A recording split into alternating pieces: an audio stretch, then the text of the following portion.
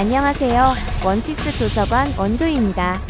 이번 최신화에서 공개된 벽화를 통해서 공백 200년에 있었던 일들에 접근할 수 있었습니다. 현재 해외 커뮤니티는 벽화의 해석에 굉장히 뜨거운데요. 저는 조이보이가 세계 정부와 전투에서 패배한 후 악마의 열매에 접근했던 이유와 고무고무 열매의 진정한 의미에 대해서 모다의 힌트를 발견했다고 생각하는데요. 여러분 벽화를 자세히 보시면 미카로 보이는 인물이 방패와 창을 들고 휘어있는 팔을 보여주고 있습니다.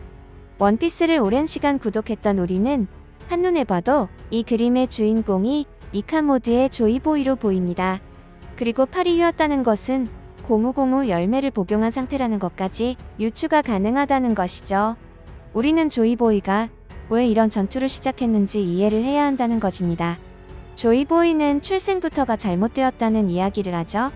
조이보이는 굉장히 위험한 사상을 가지고 있었고, 심지어 조이보이는 베가펑크도 재현해내지 못할 기술력을 가진 고대 왕국에서 시작했고, 조이보이와 그를 따르는 세력들은 세계 정부의 전신인 20개국이 연합해서야 대등히 싸울 정도로 강력한 힘과 세력을 가졌던 것이죠. 여기까지는 조이보이의 입장에서 이무와 세계 정부는 큰 문제가 되지 않았죠. 조이보이의 입장에서 마음만 먹으면 전부 이겨낼 수 있는 존재였다는 것이죠. 저는 고대 왕국에는 그들이 만들어낸 태양의 힘 또는 악마의 힘에 근접하는 거대한 에너지를 가지고 있었을 확률이 매우 높다고 생각하는데요. 그 근거는 베가펑크의 이야기에서 알 수 있습니다. 베가펑크는 그들이 세계의 고대 병기를 사용했을 정도로 거대한 에너지를 가지고 있었다고 했는데요. 심지어 조이보이가 세계의 고대 병기를 후대에 물려주기로 계획했음을 밝혔고, 베가펑크는 왜 조이보이가 그런 시도를 했는지는 밝히지 않았기 때문에 확실히 알 수 없었다고 했습니다. 그렇기 때문에 조이보이를 선이라고 볼 수 없다고 했죠. 그만큼 조이보이의 고대 왕국의 힘이 엄청났다는 것이죠. 하지만 우리는 이런 궁금증이 생깁니다.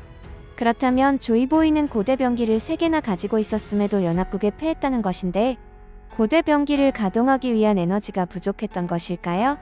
우라노스는 동력원이 필요했던 걸 감안하면 남용하지 못했을 가능성이 상당히 높고, 다른 고대 병기 포세이돈이나 플루톤도 동력원이나 가동 조건에 있어서 엄청난 에너지의 조건이 필요했을 가능성이 높다는 것이죠. 포세이돈은 아마도 한 세대에 하나밖에 존재하지 않았을 것으로 보이며, 플루톤도 일단 설계도가 존재하는 물건이라 양산 자체는 가능할 듯하지만 그 재료로 보배로운 나무 아담을 필요로 하는 등 더 많은 제약 조건이 있었을 가능성이 높죠. 그리고 이번 최신화에서 공개된 벽화에서 초승달이 주목받고 있고, 이 모양이 알파벳 D와 비슷하다는 이유에서 D1족이 여기고 있습니다. 이전에 이미 코브라에게 D에 대해 알려줄 때 D의 의미는 과거에 우리들이 적대한 자들의 이름이라고 말했고, 최근 각지에서 솟아나온 D는 자신의 이름이 가진 의미도 모르는 빈 껍데기 녀석들이라며 존재를 언급한 적이 있었는데, D의 일족은 바로 조이보이를 따르던 세력을 칭하는 단어와 우리가 생각하는 것보다 단순한 의미일지도 모른다는 것이죠. 벽화를 해석하면 조이보이의 연합 세력과 악마의 형상을 하고 있는 이무와 오로성들이 싸우고 있기 때문이고, 이들이 싸운 이유는 아직은 불명이지만 베가펑크는 선악이 아닌 이념의 대립이라고 결론지었습니다. 결과는 조이보이 측 세력이 패배했고, 그 여파로 대륙이었던 세계는 급격한 해수면 상승으로 대부분이 물에 잠겨 수많은 섬들로 이루어진 현재와 같은 모습으로 변질되었습니다. 마치 오다는 현실 반영으로 핵전쟁이 계속되면 세상이 멸망한다는 것을 원피스에서는 해수면 상승으로 모두가 물에 잠길 것이라고 비유하여 표현하고 있다는 것이죠. 그렇다면 고대 벽화의 조이보이를 다시 한번 분석해 보겠습니다. 그들은 고대 왕국에서 변화가 시작되어 자신들의 힘을 가지고 도전하게 되었습니다. 그들의 선두에 선 사람은 조이보이가 되었고, 그는 고대 왕국 출신이자 최초의 적으로, 그래도 조이보이가 악보다는 선에 가까운 평가를 할 수 있는 부분은, 조이보이는 갈등과 전쟁을 최소화하면서 문명을 발전시키는 것을 목표로 태양을 광범위하게 사용할 것을 주장했다는 것입니다. 벽화에서도 태양을 빼앗는 행위에 대해서 오다는 강조하고 있다는 것이죠. 여기에서 의미하는 태양은 우리가 말하는 태양신보다도 태양의 에너지를 근원으로 하는 것으로 보이죠. 그리고 이 벽화 속에서 알 수 있는 사실은 모든 종족의 조화와 공존에 대한 그의 사상은 상당한 지지를 얻었으며, 더 나아가 D의 의지와 철학으로 발전했다는 것입니다. 그래서 D1족에 대해서 설명할 때면 세상을 뒤집을 수 있는 신의 천적이라는 수식어가 붙을 수밖에 없다는 것입니다. 이제서야 퍼즐들이 하나하나 맞춰지는 느낌이죠. 날개 달린 종족과 어인 등 고대 왕국의 노동자 계층에 속한 자들조차도 행성의 피로 물든 역사를 목격한 뒤 그의 대의에 동참했고 그들은 달의 꿈을 꾸었다고 해석됩니다. 그 초승달의 모습 역시 알파벳 D와 연관 짓는 분들도 보이네요. 하지만 조이보이는 결국 실패하게 됩니다. 그리고 천룡인들이 득세하게 되죠. 조이보이는 전 세계의 노예를 해방하기 위해 나섰지만 곧 엄청난 저항에 부딪히게 됩니다. D의 일족의 이념, 즉 노예제도는 존재해서는 안 된다는 것은 알라바스타 왕국에서도 격렬한 반대에 부딪히게 되고 고대 왕국의 지도부는 이것을 문명 개발 계획에서 크게 벗어난 것으로 여겼습니다.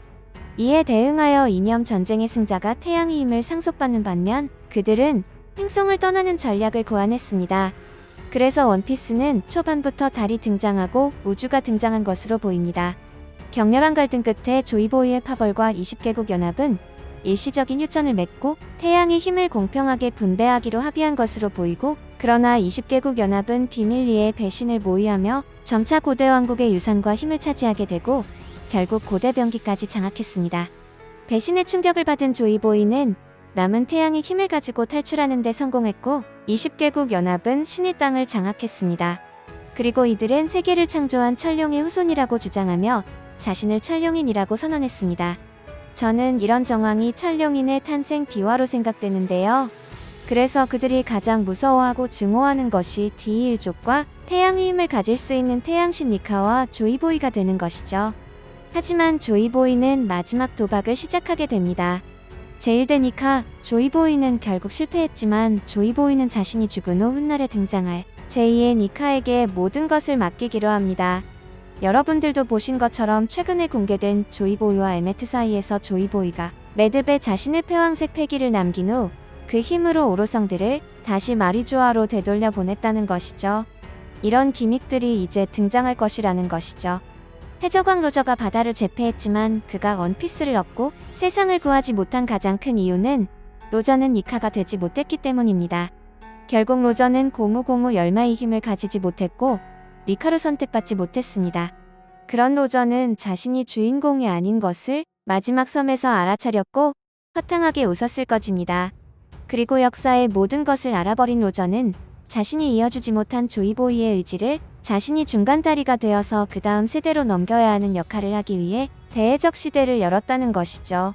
그래서 등장한 인물이 루피이고 새로운 니카로서 조이보이의 의지를 이어서 다시 한번 천룡인과 세계 정부에 대항할 수 있는 그림이 만들어졌다는 것입니다. 그리고 더 재미있는 사실은 로저의 역할을 샹크스가 이어서 하고 있다는 것이고 이제 그들의 의지를 이어받아 로저는 샹크스가 되었고 조이보이는 루피가 되었습니다. 이제 조이보이가 예언했던 마지막 전투가 최종장에서 시작되려 하는데요. 그렇다면 한 가지 의문점이 생깁니다. 록스의 환생이라고 불리는 검은 수염은 그럼 어떤 역할을 하게 될까요? 검은 수염이 이무와 겹쳐서 생각하기에는 이무가 살아있기 때문에 그것 역시 불가능하죠. 여러분들의 생각을 댓글로 올려주세요.